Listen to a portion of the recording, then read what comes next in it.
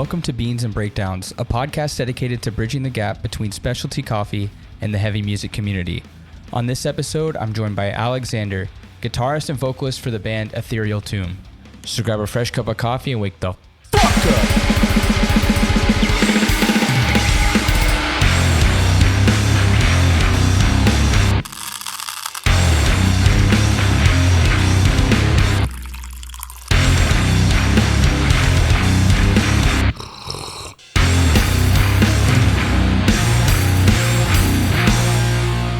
What's going on, Caffeinated crew? Today, I'm joined by Alexander from Ethereal Tomb and To The Bone. How are you doing? I'm doing good. Thanks for having me. Thanks for being on. It's a little late in the evening. I see you do have a coffee cup. I'm a little surprised. I do. What you got going on? Best coffee ever created. Nescafe instant. Okay, listen to me. I know that you're probably like, this dude's going to like judge me. This is going to be ironic. Haha. I appreciate the Nescafe instant. I'm not fucking with you though. That's dead ass my favorite coffee of all time. It has its place in history. I wasn't sure. Cause I drink on the road. I don't like cranking just fucking energy drinks. So I drink the Monster mochas. Okay. And so I was like, do I fuck with them and bring a Monster mocha on the show? It would be a first. Yeah, I was like, maybe I do that, but I was like, you know what? I just want to have a nice coffee at home. I was thinking about doing like a weird fucking iced coffee drink just because it's, in the evening, thinking about like having fun or something. But like the only coffee that I had that I haven't used is like this fucking crazy expensive coffee from Norway. True. So I didn't want to do anything crazy with that. Just fucking keep it simple. I just wanted to make it. Yeah. Do you put anything in the Nescafe or you just go black? Sometimes I do just 2 sugar. Sometimes I do the silk vanilla creamer. And then other times I do, I don't know what the brand's called, but it's some French vanilla creamer. Is it the Earth Zone? Is it like the hipstery looking? No, this one's not not a vegan one. It's like, the little blue caps that you get at like 7-Eleven? Coffee Mate. Oh yeah, Coffee Mate. Yeah. Yeah, that's super nostalgic. That shit's good. That's like when you're a kid and your parents make coffee, like that's what they put in it. My family had a lot of it's still Coffee Mate, but the powder. Oh shit, I forgot about the powder. That's crazy. Dude, my grandpa only drinks it with the powder. Like the vanilla one or what flavor? Just straight like creamer powder. There's no way that shit's good for you. Definitely not. But like honestly, I was in Alberta and I was visiting them and I was like, fuck it, I'm gonna try it. Never had it before. And once you put a couple, like 5 spoonfuls in there, it's not bad. Jesus Christ. It's so weak, you have to put a lot of it. Oh fuck. That's disgusting. I don't want to know what's in that at all. Like I definitely I don't even know the last time I saw that shit. But I mean, more power to you. I guess that generation, because they grew up on it, like their bodies are all adapted to it and shit. Maybe there's like a secret ingredient to make you healthier. I don't know. The secret is being a boomer. I mean, that's true. I feel like that's the only way you're gonna like truly enjoy it. I'm drinking something very, very, very, very different than what you have. I have something called Finca Tamana. It's from Tim Wendelboe. It's like top 3 most hyped roasters in the world right now, but I got it when I was on vacation and it's pretty cool. It's pretty fancy. But I categorize that like this. I consider this diner coffee. I have 2 categories of coffee. Mm-hmm. There's diner coffee and then there's yuppie coffee. And that shit's yuppie coffee. Brother, if this is yuppie coffee, then I'm king of the yuppies. Okay. Hey, fuck it. My one of my best friends, Jake, he played drums on the newest stuff and was on the US tour with us. And we would like butt heads because I'd be like, he'd be like, I need coffee, like, and I'd be like, there's a fucking Dunkin' right there, and he's like, no, I can't do that, man. Like, and he'd just go with the caffeine shakes because he like would need, and it's our normal dialogue. He'd be like, I need yuppie coffee, man. Like, and like he'd like deprive himself until he Yeah. was like at rock bottom to drink shitty coffee. And then me and Caleb are like, we're at Waffle House just cranking coffees. Like, this is the shit. You gotta be able to do both. This is my thing. Like diner Yeah, coffee at definitely. Waffle House, like that's 100% happening. Like you put Hmm. two of those fucking weird creamers in it. You just dump from that sugar thing that what I'm Yeah, talking about, the yeah, glass like sugar thing. You just let it pour. You let it go. yeah. But Hmm. then there's a place for yuppie coffee. Oh yeah, I can do both. Like, yeah, you gotta. I can do both, but there's just like something about shitty coffee that is so good. I agree. We had Dunkin' when we went down. Our first stop over the border was Dunkin'. And what do you think? So, I mean, it was my first time having it in like fucking 10 years, probably. Hmm. Um, I liked it. I've only had one thing from Dunkin', and it was an extra large iced blueberry blueberry cake donut or some shit, like something fucking ridiculous.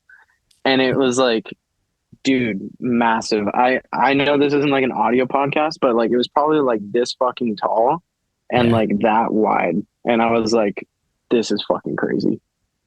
That's one thing is especially like Montreal is so like European. So like a large is like this big. Hmm. And then like a Montreal's small is got like good coffee. Montreal's got amazing coffee. Um, but yeah, Dunkin', they had nitro cold brew and they actually do size cap you because it's got a lot of caffeine in it. So we got like just the biggest size, which I think was like a medium or maybe a small, but it felt like a medium. But couldn't you just order two? don't, Or are don't they not allowed to do that? I don't know. I'm sure they won't be like, you can't order two, but Like, I mean truckers and shit, they got to be ordering too. yeah, they got to have something to chase that speed with. Exactly. But everybody got that except for John got what was it? A blueberry, I mean, a brown sugar shaken espresso for his little bougie ass. It's probably good shit. It was enormous. It was like this, it was this That's what I'm big, saying. like you're Yeah. saying. Yeah, it was like a foot tall. It's like a fucking big gulp, but Yeah. an iced coffee. Yeah. That's like when we went to Wendy's and a normal size drink was like 32 ounces, which is Even in Canada, Wendy's drinks are pretty big. like a half gallon of Coke. What am I going to do with that? Make it last. Make it last. Put a bunch of ice. Before we move, I want to say what the notes for this coffee are because it's weird. Hmm. It's herbal, floral, habanero, and papaya. Jake, he buys like when like I used to live with him, and I'd go upstairs to see him, and we like listen to a record in the morning, and he'd be like, "This coffee has notes of this and this." I'm like, I don't know where the fuck you're pulling that from, but it certainly does not taste like that. It's a train. You got to train it. Uh, you can actually like the habanero. I was confused when I bought it, but like I Hmm. found it interesting. But like imagine like a habanero like without the spiciness. You know how Okay, it's just got a like that. flavor. Like, Yeah, it's got like that orangey, almost like earthy feel. hmm. That's kind of how it tastes.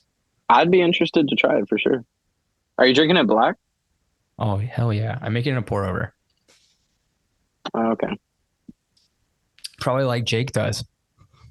Yeah, he drinks it black. Yeah, Yeah, straight up. has That's the has his best.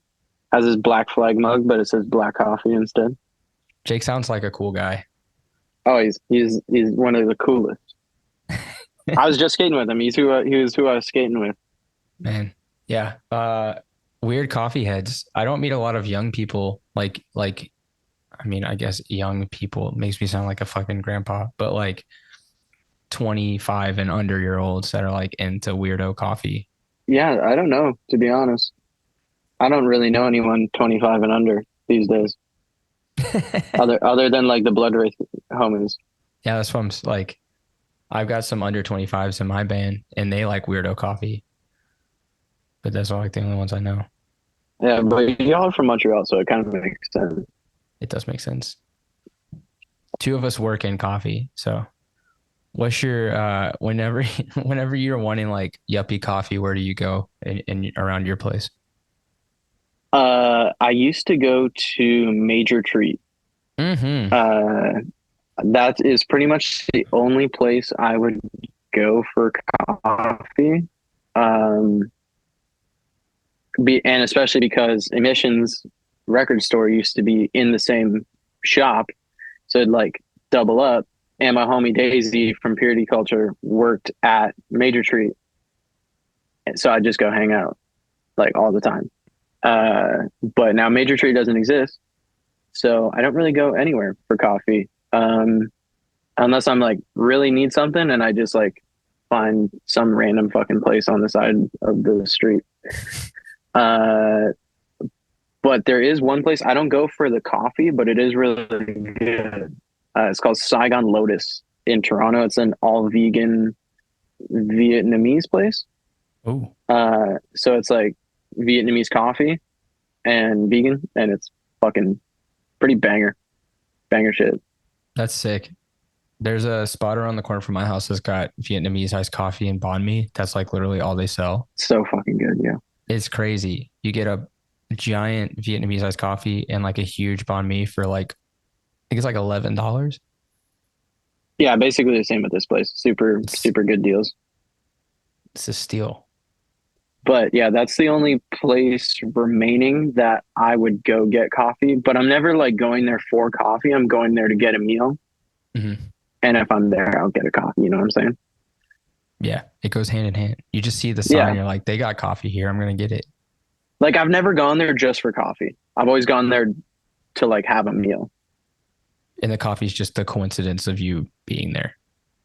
pretty much. That's all you need. How'd you get into heavy music? Guitar Hero 3. When that dropped in like 2006 or 7, I can't remember.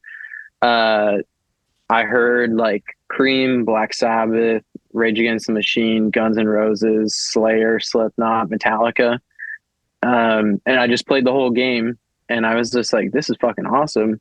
And like my household was like, or households or whatever, was like a top 40 family. Just like Hmm. whatever was on the radio is what we listened to. And if there was one song that my parents really liked, they'd put it into the iTunes library. And we'd listen to like that one song that was from the top 40 like last year. You know what I mean? And it'd slowly get added on from the 90s. And so we had about 40 songs we'd listen to, uh, like on a CD if it wasn't the radio. And so Guitar Hero 3 opened my eyes to heavy music. And so Black Sabbath, Slipknot, and Slayer are still some of my favorite bands to this day. That's crazy. And did you play guitar like before, or was it like you had to convince to get a guitar and start just Uh, like learning from Guitar Hero, basically? I played guitar for like a month when I was 9. So 2009, so about like a 2 year difference between Guitar Hero 3 and like picking up a guitar. And I played it for a month and I was like, this shit's hard. And I just put it down, never played it again until I was 20. I was 20, going on 21 maybe. At the beginning of the pandemic, I just was like, fuck it, I'm going to start playing guitar. I want to start a band.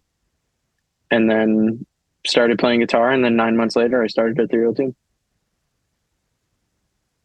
So you started playing guitar like in the pandemic. Yeah. That was wild. I wanted to be in a band. So I just practiced like 6 hours a day for the first 6 months. And then started a band. So like what was the main stuff that, because I mean Ethereal Tomb's like very, very much like a death metal band. Like nods to It's like something. classic. I don't Yeah, know. it's got some slamminess and there's definitely like some hardcore vibe in there. But what were you like listening to when you're learning these riffs, writing these riffs? Like what A was lot of Black the Flag. that's that's so weird. First songs I was learning were Black Flag songs. And then I learned a couple Black Sabbath riffs, learned a couple Death riffs, and kind of just like went from there. And like to this day, I seriously do not know how to play songs. Like I don't play like I just like am not good enough to learn full songs. I just learned Black Sabbath and Death riffs and pretty much call it a day. I just like that's pretty much all I know is Black Sabbath and Death. You were just learning death riffs? Yeah, just like the easy ones. I just listen to the record and be like, yeah, I think I could learn that one. And now I can learn the harder ones. But like yeah, I just like learned like the intro to like pull the plug like do do do do do do. It's like simple shit. And then like within the mind like like I can learn that shit, you know. And Mm-hmm. like I'm not doing the philosopher tapping off the bat, right? I only just learned that like a month ago. So I just focused on like being good at like simple rhythms, Mm-hmm. and that I feel like that really shows in Ethereal Team's music because it's pretty much just simple rhythms. That's all you need though. Like you just need like Exactly. the rhythm to lead it, and then the riff is kind of like, you got some melodic character, but the riff, if the riff is like heavy. I'm hard pressed to write a lead, like so hard pressed. Like I like on the last. Okay, so we put out an album in September, and there's one lead on that record. The whole album, there's one lead. It's just rhythm riffs. Because we're a So one guitar band. So right, I just try to make it as thick as possible at all times. I love this like movement of three piece metal bands, especially like coming out of Toronto. Yeah. Blood Wraith, Blood Wraith is sick. I love those fucking guys. Uh, Pretty Face. It's like a all femme death doom band. That's wild. Um, I almost wore the shirt for the interview actually, but um, they're a three piece. And similar story, the singer guitarist like basically just picked up the guitar and then was like, "Let's start a band." And they've just been on their journey since. It's awesome to see their progression. That's like even Shane from Terminator, like they started playing guitar because they were bored and then wrote Terminator. Hmm. Which is And like such a fucking sick band. it's insane. Yeah, So I I kind of hate y'all. I nerded Shane a little bit. Nerded out on Shane a little bit because when I saw Terminator, like I had like peeped it and then I saw them and I was like, dude, that was so fucking sick. Like it was like I think I said it to Mo. I may have even said it to Shane, but I was like, this is the band that Ontario needs right now. Like it just like checks so many boxes and especially ones that like weren't checked Mhm. that I was like, this is perfect. Well, I think a lot of it has to deal with like Shane's been around for, well, actually pretty much everybody in that band, except for maybe like Matt's comes from a different scene a little bit, but RD is like the sickest band. But like even Mo and Shane, they've been around for so long and playing in so many different Hmm. styles of hardcore bands, and even like I think this is their first like metal sounding style of band. Yeah. I mean, like, I fucking love Mo. And like, I met Mo in maybe like 2017, somewhere around there. And, been a fan of just anything that he's like a part of. And we talk like every couple of weeks or whatever. OG for real. OG for real, man. So are you straight edge too? Yep. Hell yeah. I'm not straight edge, but I respect the hell out of anybody who is. So I like Yeah. all the younger scene is like so down for straight edge. It's crazy. Yeah, but where's the bands at? That's what I'm saying. Like y'all Come need to make on. some crazy like bring back some like youth crew straight edge shit. I need another Yo, youth of today style band. that's what I'm fucking saying. I was at the skate park earlier, and I was just like cruising around, just like in my own head, and I was like, dude, I need to start a fucking youth crew band. Like, I was like, something like mindset, like just simple. Doesn't even need to be fucking like good, Mm-mm. like per se. Like, it just needs to be good. Doesn't need to be great. You know what I'm saying? Like, you just like simple ass shit, catchy, 3 song demo, play a couple shows. Yeah. But I'm Just already in re 3 fucking bands. just rewrite 10-yard fight demo. Like just take the 10-yard fight demo and just re-record it like better. Dude, like I don't know. I'm very for shitty production. Like, I'm Yes, but very pro like shitty production. are you pro vocals off rhythm? Listen to the Bone. I don't know. It's hard for me to get behind There's that. only one To the Bone song I can think of that does that though. Right. But no, I love sketchy sounding recordings, and like Ethereal Tomb, like people will be like, they'll say some shit like, oh, maybe next time you could record it like this or whatever. And I'd be like, for what, bro? Like, it sounds like this on purpose. Like I want it to sound like a fucking crack pipe, like the like auditory version of a crack pipe. You know what I'm saying? Like, we are very pro like demo core, but demos that sound like demos. But are y'all DIYing it or like Yeah, we're live tracking like um live tracking it and then doing a second guitar track and vocals. Uh and like all the amps are like in the same room and shit. there's something to that though, because even I feel like I talk about Suicide Silence too much, but it's only Suicide Silence from like their first album, so I guess it gets a pass. That fucking great record though. Yeah, and they live tracked it. Um what was it? The Cold as Life first record, Born to Land Hard, Hmm. live tracked with all like 2 guitar tracks at once, so you don't even have to sit there and do a second one. And that album sounds perfect. I mean, like capturing the energy of a band is very difficult, and I feel like one of the only ways to be able to do that is doing it live. Even like Cancer Bats, their new stuff is all done live, and I'm not the biggest Cancer Bats fan, but I do think that the production is very cool and how they've been able to capture like what they're doing. Hmm. So the energy's there. Yeah, I also am just not good enough to play to a click track. Like, I wouldn't want to even if I was. Like, there's also that. Like, we're writing songs like I write like pretty much everything.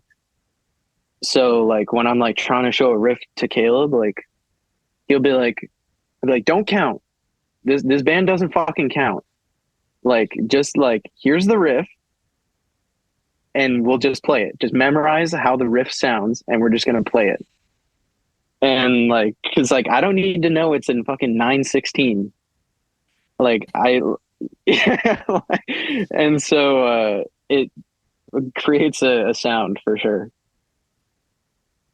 I think I would struggle. No, when someone fills in, like they're like, what the fuck's going on? Yeah. That's like even when I hear a drummer that isn't used to like because drummers count. Like I mean we count. It's you can't not count, you know what I mean? Yeah, I know. And so like when I hear a drummer that doesn't count, it's so evident that I'm like, I can't even fucking follow what you are doing over here. This is crazy.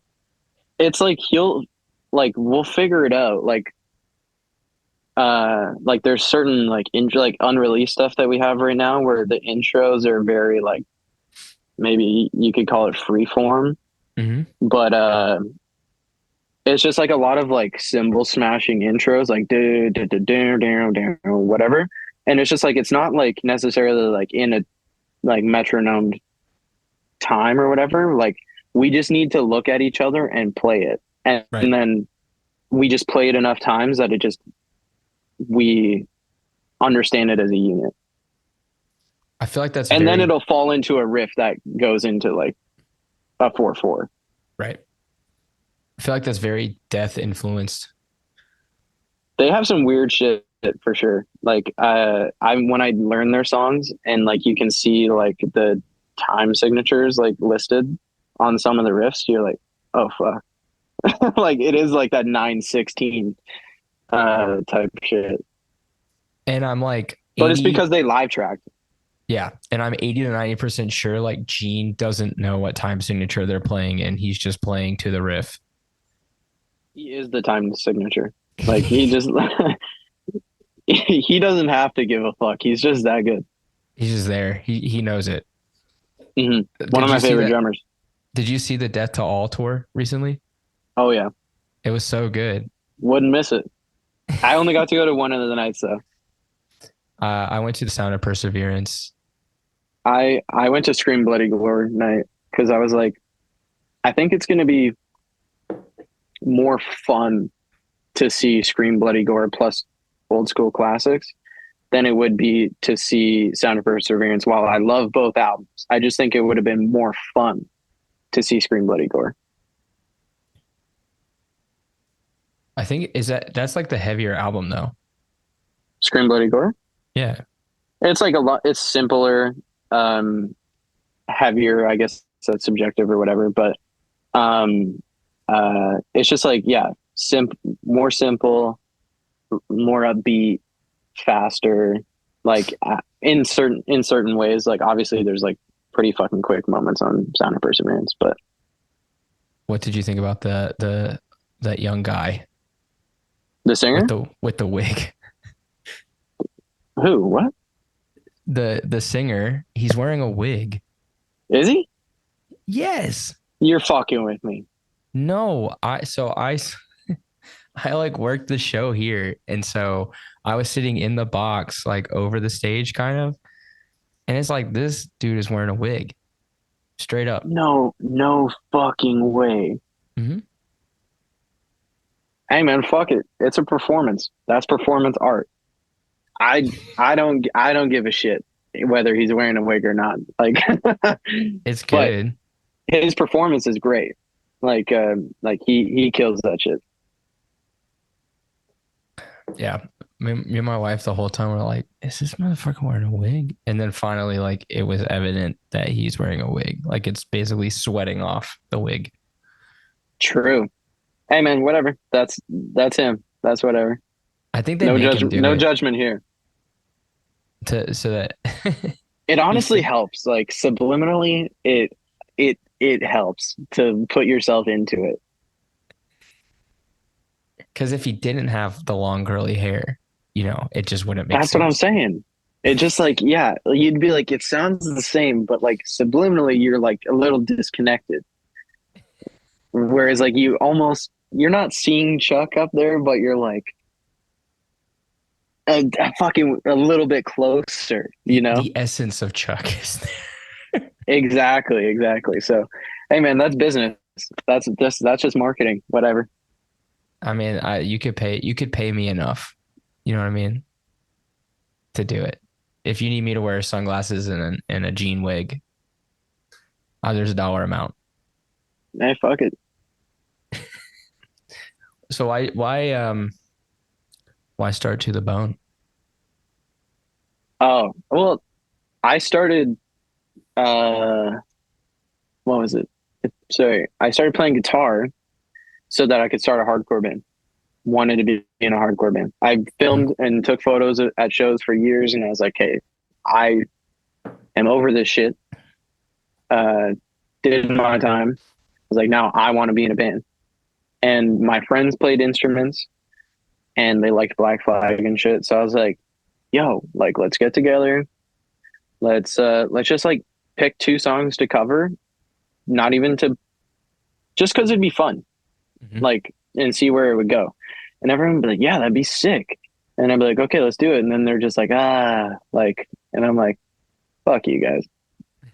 So I started playing guitar because I was like, if I can write a demo, I can just give it to someone else and sing, just to like get it started. Mhm. And then punk and hardcore is way fucking harder to play than I thought it was going to be. At least like the minor threat like style, like where it's like I don't struggle to play minor threat songs, but I'm still like, damn, this shit is fucking fast. It's fast. And so the easiest riffs to play were Black Sabbath riffs. So I'm just like, fuck it, I'm gonna do like a doom band for now. And then I like just kept practicing in guitar, and I was like, okay, I think I can start a hardcore band now. And so me and Adrian started To the Bone, and yeah, it just scratches the itch that I wanted to be in a hardcore band. Do you get like, because I've only seen To the Bone, I've never seen Ethereal Tomb. Mm, Do y'all get a lot of the moshing crossover? what do you mean?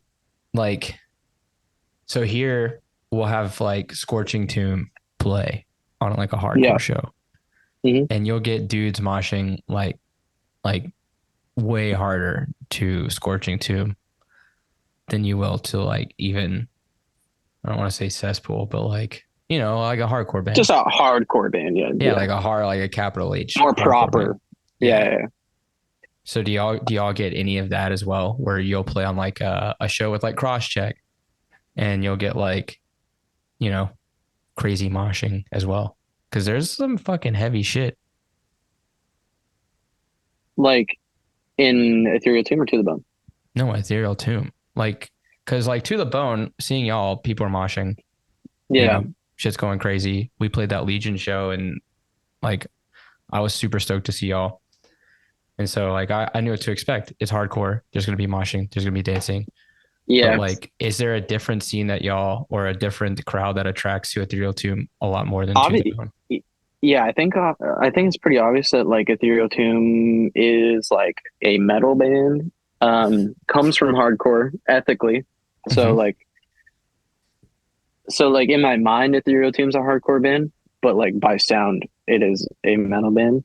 Right. And we have songs that like you can hardcore dance to, or you can have a beer in your hand and your beer gut and your battle vest, and push your other homie around. Like it's just like it's a very like transformative band. Like so certain shows like will have like tons of hardcore moshers.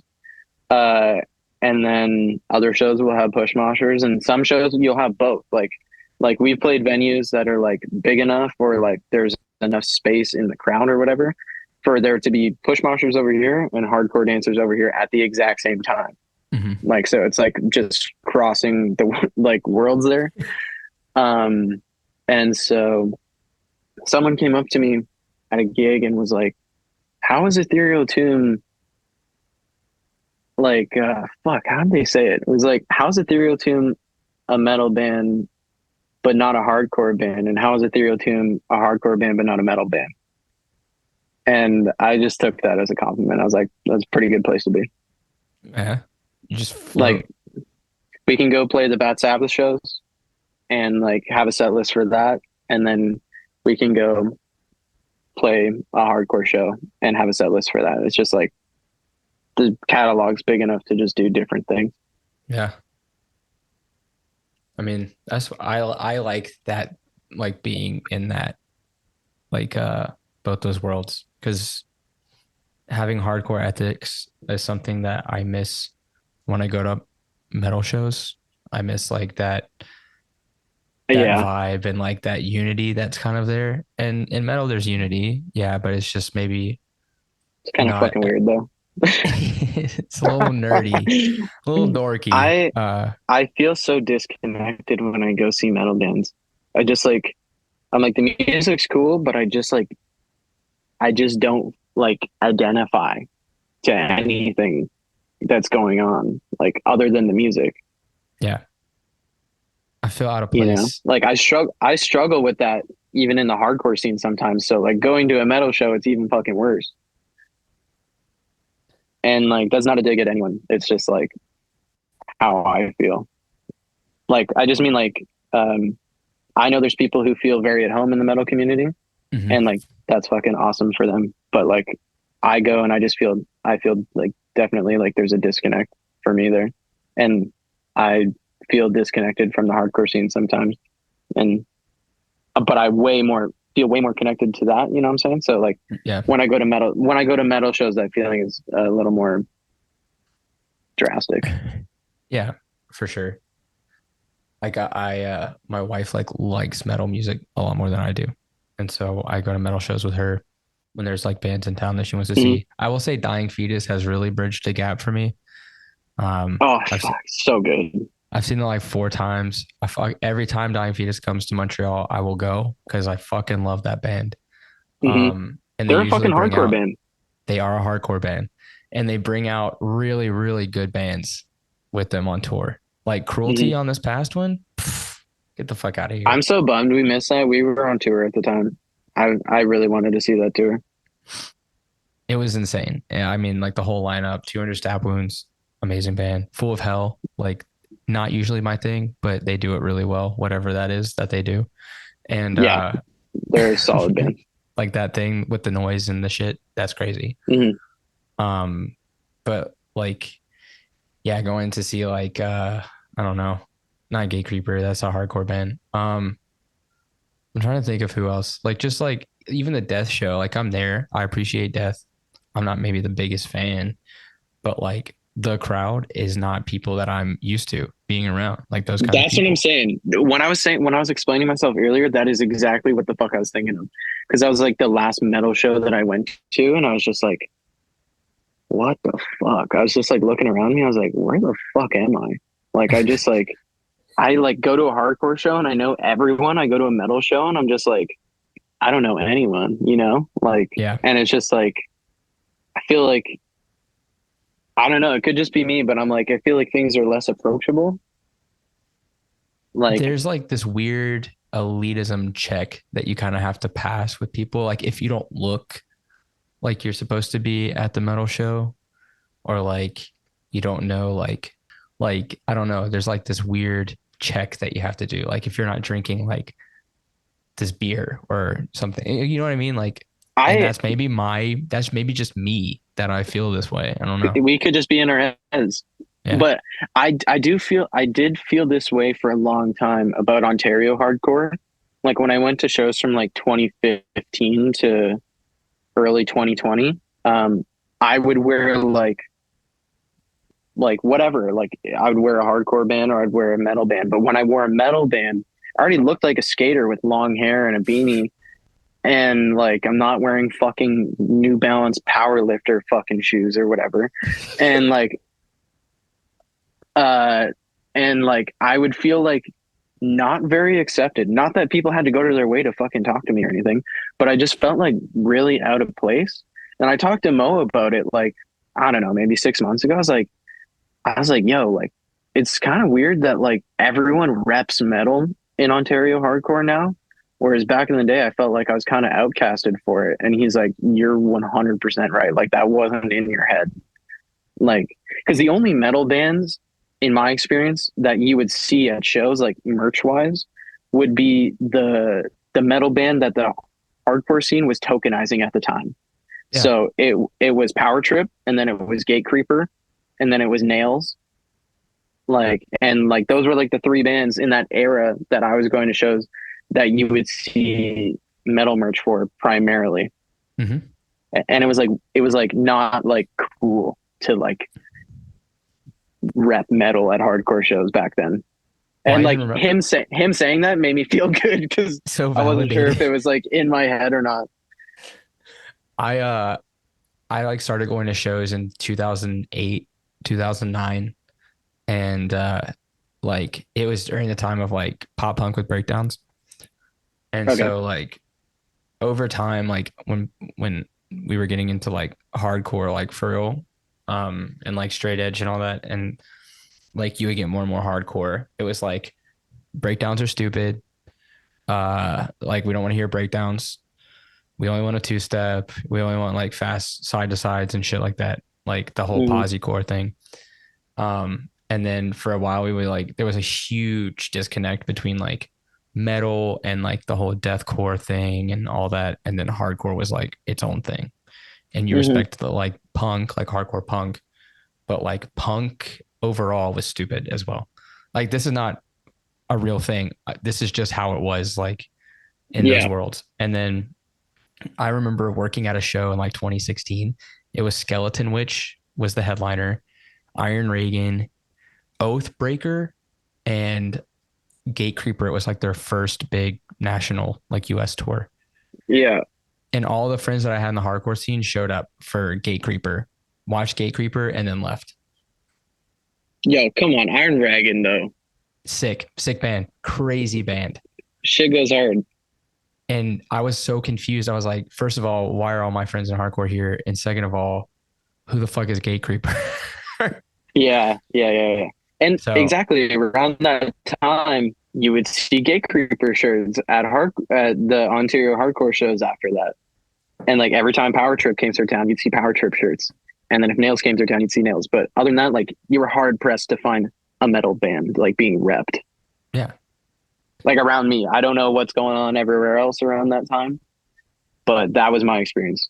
Oh no, it was the same. Even if you watch like videos from that time, you only see like certain bands from that world. And like Power Trip, people were like, Power Trip's a crossover band, so they get a pass. It's like, well, who's making what the fuck? Who's making these rules? And then Hmm. now that like Obituary is playing hardcore fests and like Dying Fetus is playing hardcore fests, and I'm As sure they should. Suffocation is playing hardcore fests now, and like Integrity is now being appreciated in the hardcore world a lot more, even though Integrity's been a hardcore band for 30 years or some shit like that. Like, I Over. mean, over 30 years. And like, it's just, it's so interesting how like things are blending for the better now. But I was there Yeah. when people were like, that's not cool or this is not, it's like, who the fuck cares? Yeah, exactly. I like Ethereal Tomb. I'm like, if we were to recontextualize it to be pre-pandemic, like it would either be really fucking sick, like because it'd be like maybe we could hit that tokenized like niche of the scene, or it'd be the wackest fucking thing to these people. So like we definitely came out at a time where it was to our benefit because people were a little more open minded Yeah, for about it. sure. So I've had fun just riding that wave. Well, tell me what y'all got coming up. I know that y'all put the EP out in March, Life Beyond Oppressor's Brutality. Hmm. Y'all have a tour where y'all are doing like, I guess it looks like a tour, but it's like just dates, I guess, laid out for the year coming No, up. those Oh, that's from August 24th to September 8th. damn. And then we have another tour from September 22nd to September 30th. And then we have another tour from November 1st to November 30th. Y'all are going for a month? Yeah, That's crazy. that's a US tour. So all of those dates are American except for one. Damn. And do y'all have to get visas? Yeah, the visa application mixed like figuring that out mixed with booking a US tour for the first time was like the most fucking mental breakdown inducing thing. But happy I did it. It worked out in the Yeah. end. The US I had to government sucks, persevere quite a bit. Tell me about it. dude. Yeah, I that was foreign to me until recently, like doing the whole visas and shit. And then crossing, it was like stressful for me, even though I like belong there, I guess. Yeah, So yeah, it was very interesting a time. So I can only they're just imagine cops. Like they're just cops. They're not nice. You know, like they don't want you there. they don't. And it's like a problem for them that you're there. Yeah, exactly. They're just nationalists as fuck. No, when we first crossed, um, we got the dude chewing bubble gum with a fucking chin strap, like mustache and sideburns, and just like was just like smacking his lips, and like you knew this dude got off on this fucking shit. Oh, he Like loves it. he got off on being a fucking asshole. And he didn't give us like a hard time, but like he just took himself so fucking seriously and was like smacking shit around the fucking like desk in like a proper way where it's like he'd open the passport, close it like hard and like and just I'm like, holy fuck, dude. Like, I don't like this shit. Damn. Sometimes it's harder getting back into Canada though. Yeah, we got drilled a little bit at like Yeah, 1 in the morning. dude, like almost every time I cross back into Canada, they're like trying to fight me, bro. What'd you They're buy? just so aggressive. Food. Like, yeah, whatever. Yeah, both. How are they aggressive to you? They're just like, yeah, they'll just be like, oh, how long were you there? I'll be like, a couple hours. And they'll be like, 6 hours is a couple hours. You think that's a couple hours? And I'm just like, bro, chill. Like, I don't know. Like, like I'm just trying to be fucking simple. And like, you know what I mean? I didn't want to like, sorry, I didn't fucking pull up my stopwatch to tell you how long I've been in the fucking country, bro. Like just microaggressions and shit like that. Like I mean, it's sad. nothing, Like that. nothing insane has ever happened.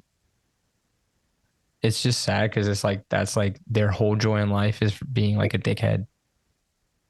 It's part of the job description is hating yourself and everyone around you. I am protecting the border of Canada, okay? I don't even believe in your fucking border, so please fuck off. Um, well, so the US tour, are y'all doing it with anybody in particular, or is that just headliners for y'all? They're just shows. I don't give a fuck about headlining. Like, we're just on shows, and if the promoter thinks we should headline, we'll headline. If they think we should go second, we'll go second. Like, we don't play with guarantees. Like, we just play shows. Like, if sometimes a promoter is like very like, I guess that's how they work, where they'll be like, please give me a guarantee. Like it, like, and it's like, it seems like it's like it'll just put their minds at ease if they have one, I guess. Like, which I can understand because if a band turns around and is like, this isn't enough, like, which I've seen happen, and then their promoter's like, well, you didn't give me a guarantee or whatever. So I guess they might just be covering their ass, but like, we don't really give a fuck. Like, we Right. just want to play gigs, and I put my faith into whoever's booking us, and everyone's always done us proper. So, um, I'm not that worried. Man, I can't believe y'all you like 30 dates is crazy. Well, it's 30 days. I think we have like 27 dates though. That's still a lot. Like to book on your own. Yeah. It definitely was more stressful the last time because I didn't know anyone. But now that we've done it once, we're playing a lot of places that we played already. Mm-hmm. So like half the dates are cities that we played on the last US tour. And so like those were pretty easy per se to go and rebook. And then I had to go and find new shit. And like some days, man, like my neck fucking hurts from staring at my phone for so fucking long trying to find promoters in like different cities. Oh, Like just researching, going through tagged photos of like I'll find a band from Lubbock, Texas, and I'm like, who's booking them? Like, and then I got to send a fucking email to them or a DM, and then they don't get back to me, and then I got to find someone else because now you can't send additional messages over message requests, or I'll follow up from my personal and be like, yo, like, you put know, a like, comment on a post. yeah, I actually have not ever left a comment on a post about it. Check your DMs. Hey yo, Hey, yo, check your message requests. I'm in there. uh, I've I'm not necessarily opposed to the idea of doing that, but I just haven't had to do it. I'll just send a message from my personal, so it'll send another message request and be like, "Hey, like I know things get busy. I just wanted to follow up. Like this is my band. I sent you a DM from there." And then usually they're like, "Oh shit, yeah, just missed that one. We're good. Like we got you." Sick. That's crazy. So what's Lubbock, that you got out there Texas, for some? though. Yeah, we're playing Lubbock on this next tour. That's like in the middle of nowhere. I know, I've been there. It's crazy. Well, we were supposed to play Oklahoma City on the date that we play Lubbock, but Flyover got announced. And I was like, fuck that. I'm not playing Oklahoma City if Flyover is happening. Like, there's no fucking point. Why Like, don't you just join, like, see if you could jump on? Just play a pre-show.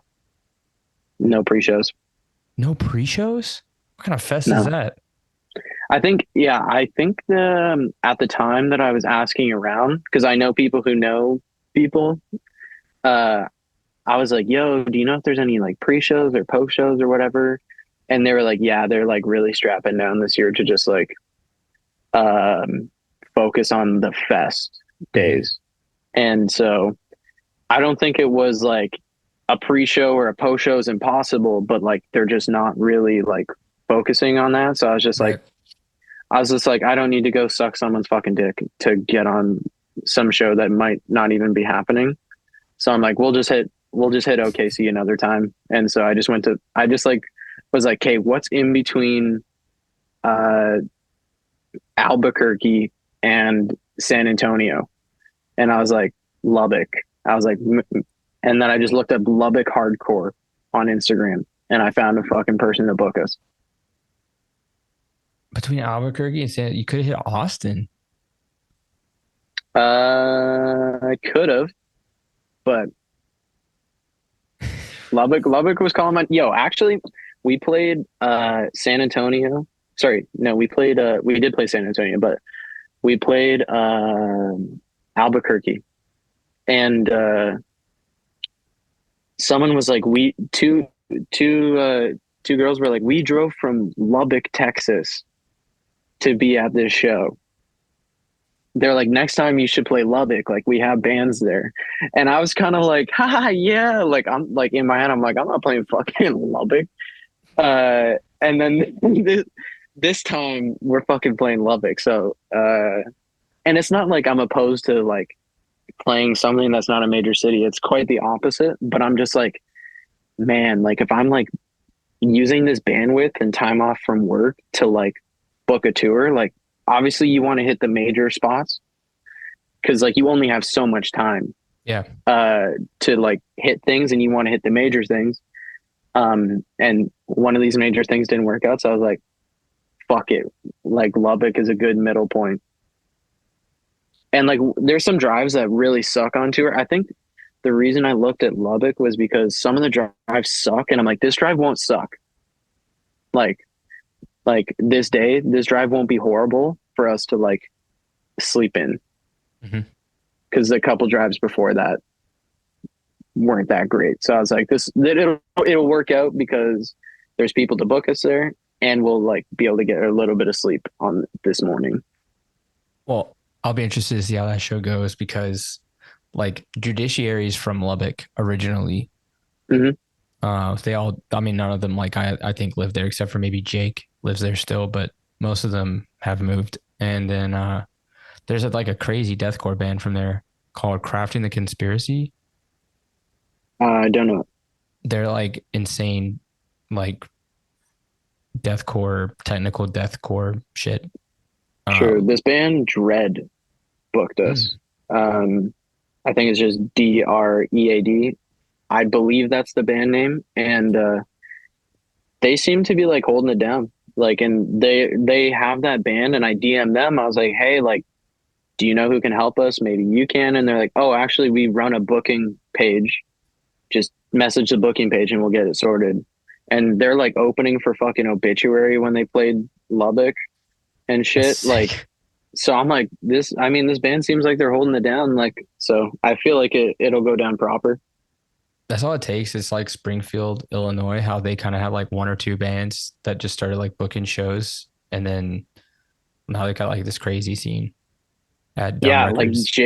Jake from Mile End was telling me that one of the craziest shows they've ever played was Springfield. Yeah. I And want to play so bad. I was at Tie Down, and someone came up to me and they're like, "Yo, you're from Ethereal Tomb, right?" And I was like, "Yeah." And they're like, "You should play Springfield at Dumb Record." And I was just like, "All right, like I'm booking a tour like pretty soon. Like I'll keep it in mind." And I think we are playing Springfield.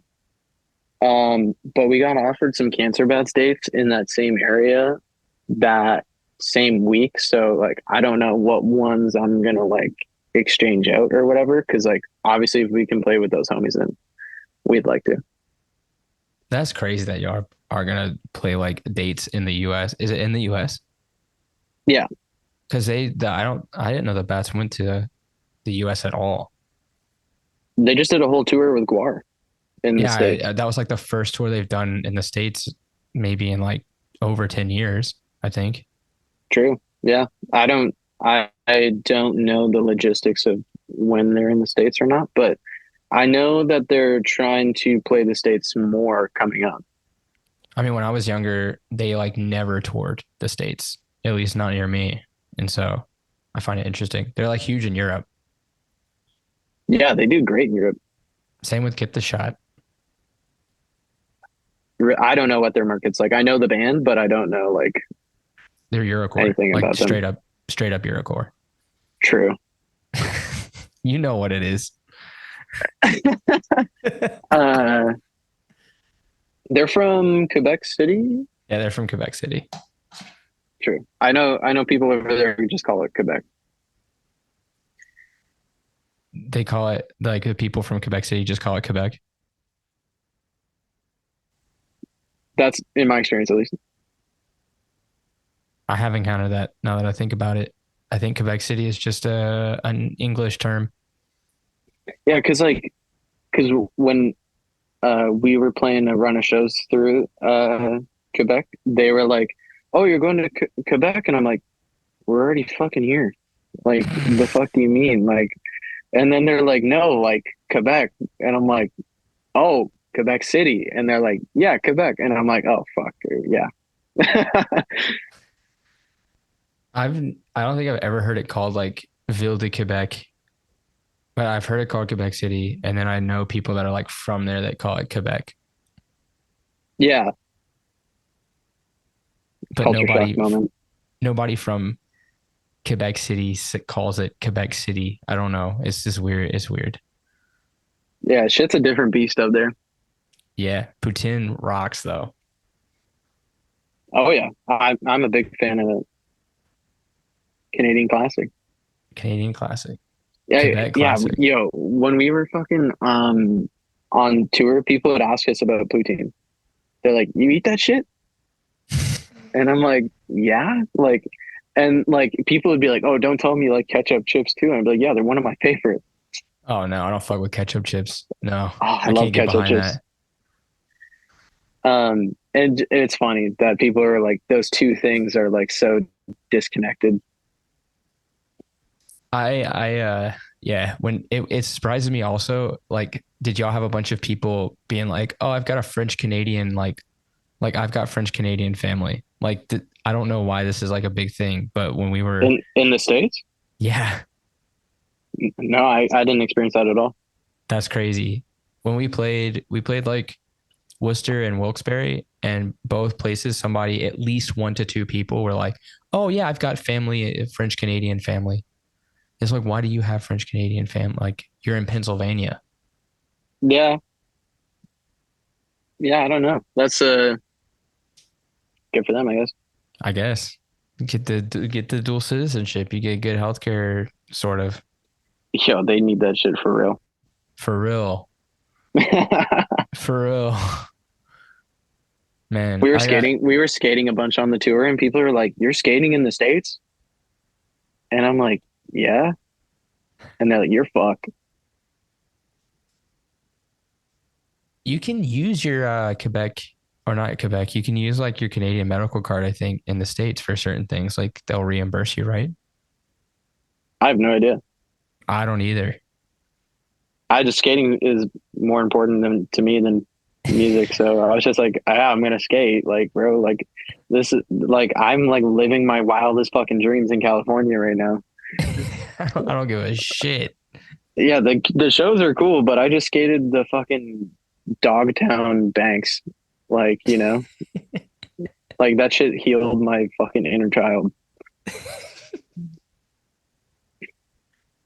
Oh man, that's crazy. I'm stoked to see how that tour turns out. I know that y'all have done like a bunch in the States already, but I mean, Lubbock, like if that goes off, there is hope for. The thing is about spots like that is like, um, it's either gonna fucking bomb because it's in the middle of nowhere, or it's gonna pop the fuck off It's because gonna it's in the go middle of off. nowhere. I know that's what I know. That's why I'm like you play the middle of nowhere, like fucking Arkansas.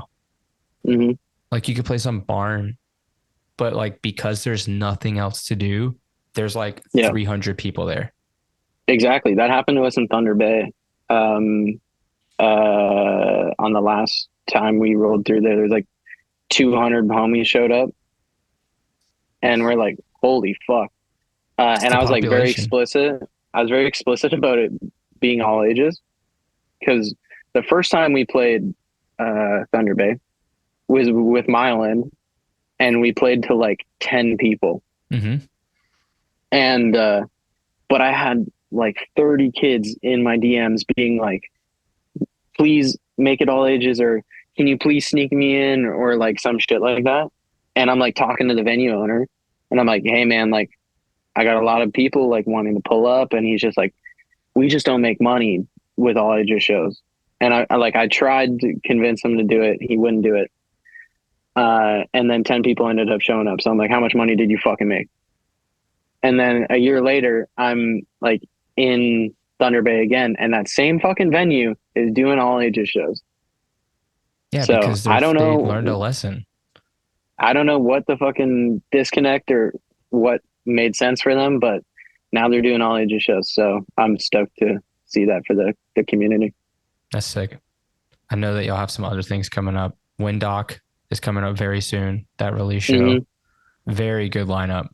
Um, No, I'm honored to play the Windock release. I've been a fan of Windock for a long fucking time, and those dudes are like, now in the new gen, they're OGs, mhm. and they've been holding it down. Like it's so easy to sound fucking crotchety and old, but like they were playing shows when hardcore wasn't fucking cool, and they paid their dues, and they deserve like the fucking respect that they get and more.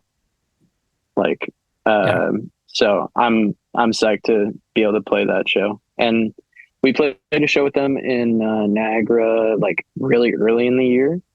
And Brett, the singer, like bought our LP, and I was like, "Holy fuck, this is crazy!" Like I was like, kind of like fanning out a little bit.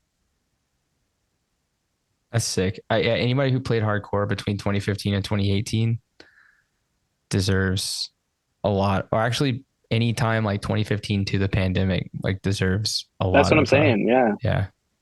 especially in Niagara, like because I had access to shows there, and then I eventually lived there, starting in 2018. And dude, like it just was fucking rough. Like Mm-hmm. I went to the first show that Matt Squires ever booked, and six fucking people showed up uh in like a massive fucking church basement. And then like the PA broke and the vocalists just had no PA, but we're still fucking singing their heart out. Like it's like it's shit like that that like sits with me now Mm-hmm. to like keep that energy along with what I'm doing.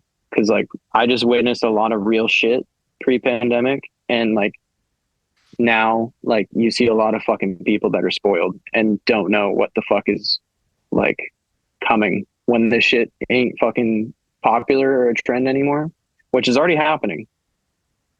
So it's interesting.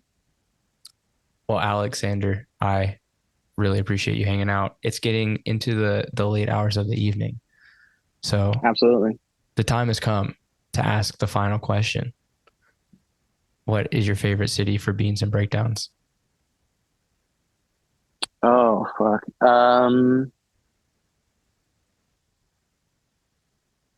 Hmm, Probably Montreal. Wow. Montreal, I don't have like a spot that I go to, but I find that anytime, anywhere I stay in Montreal, I just like go on a walk and find like a dope coffee. Hmm. Like we stay on, like we stay with our homie, on Saint Laurent by, the only like landmarker I know, around there by name is Trash Bar. Oh shit, I work right over there. Oh yeah, yeah. So he lives just like a block over. Hmm. And so like when I'm there, I'll just wake up in the morning and just like go for a walk and just like try a different coffee place every time. Who's the homie that you're staying with? His name's Noah. Did he play in It's like Flashback? no, no, no. He's like not like in a band or anything. He's like used to be a little skate camper. Uh, that I was like a leader of in this youth organization, Okay. and he was one of my campers. And Now he's like all grown up and going to university and shit and has his apartment there. And so like we just get to crouch with them while we're there. Does he have red hair? No, it's brown. It's usually buzzed. And he's like pretty skinny. Yeah, skinny white boy, white tank top, big DC He, shoes. I think he comes into my coffee shop pretty regularly because I he think he comes has like in a and he he has like wears, a little mustache right now. and he like Yeah, wears hardcore shirts all the time. like big DC shoes. I think so. I never see his shoes, but he always comes in and talks to me about hardcore because I'm always wearing like a gavel hat. Yeah, Noah's real. Noah is real as fuck. Okay, cool. Like I watched him second last time we were in Montreal. I watched him like scream in a fucking cop's face, and almost get fucking maced because someone was like, I forget what they were doing, but he just pulled up and he's like, "What the fuck are you doing? Like, fuck you!" Like all this shit, and I'm just like so proud. Oh, that's amazing. That's so good. Yeah, Yeah, he's real as fuck. that's sick. Next time he comes in, he gets a free coffee. Um, Fuck yeah, that's just because he puts bands up. That's sick. Next time you're in town, hit me up. I'll give you free coffee. We'll work it dude. out. Fuck yeah, September. Well, I'd probably come in on the morning of September 25th before we head to our next tour date. Hell yeah. I'll plan to be there hopefully, or Or just call in. yeah, give Just these be like, dudes yo, free my coffee. dog's about to pull up. You'll know the dogs when you see them. Um, well, I appreciate your time. Have a great show coming up the 16th. Oh, yeah. Thanks for having me, man. Appreciate it. Cheers.